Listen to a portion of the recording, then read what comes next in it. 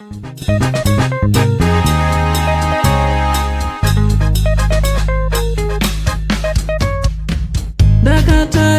kudenga mtsotsi pamatama ose. Right, masters social media mandinoswera nchitenderera.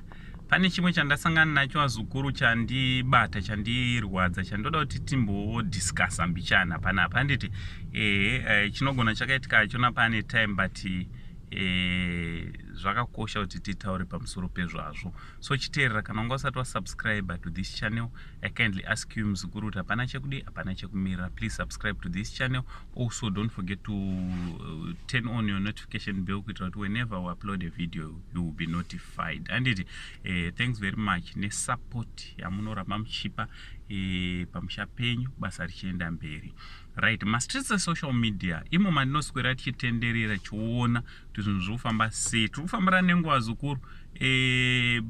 Nguva yatiri kurarama inguva yesocial media yabata basa rakaoma. Iri kuita kuti vanhu vange vari vanoziva nekubatanidza vanhu kunyange muri kure sei neseika. You can actually have a meeting.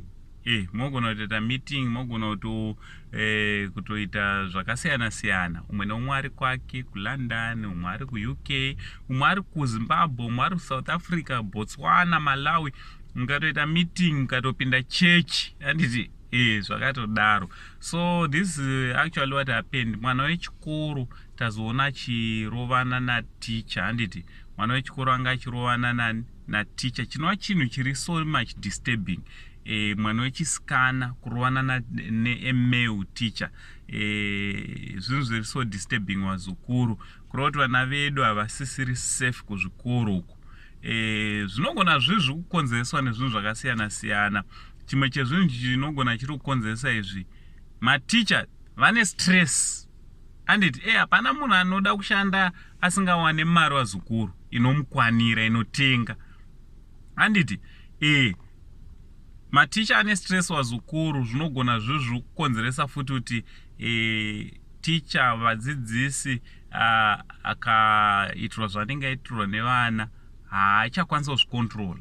Akurova vana, akutora mwana, kutora kofloda frustration yake yese pamwana.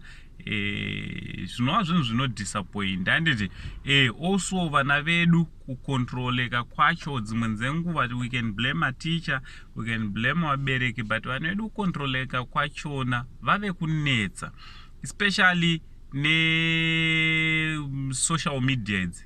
Vachiona zviri kuitika kupi nekupi, vana vedu vakukurumidza kukura vasiyana nesu patakakura.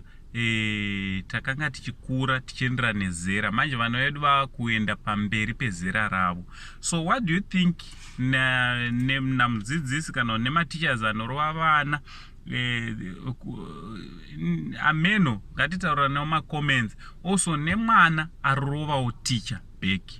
Handiti mwana akarova mudzidzisi.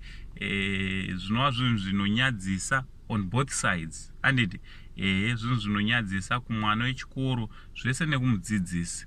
Kungataura nemacomments motiudza kuti munofungei nenyaya dziri kuitika. Vana vechikoro ndofunga pane zvakawanda zvikuitika zvikuitwa nevana vechikoro.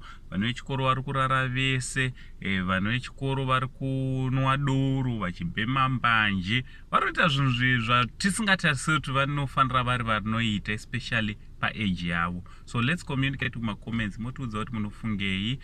Nauncle Saint, the only Zimbabwean. Anko tibata tichi much love.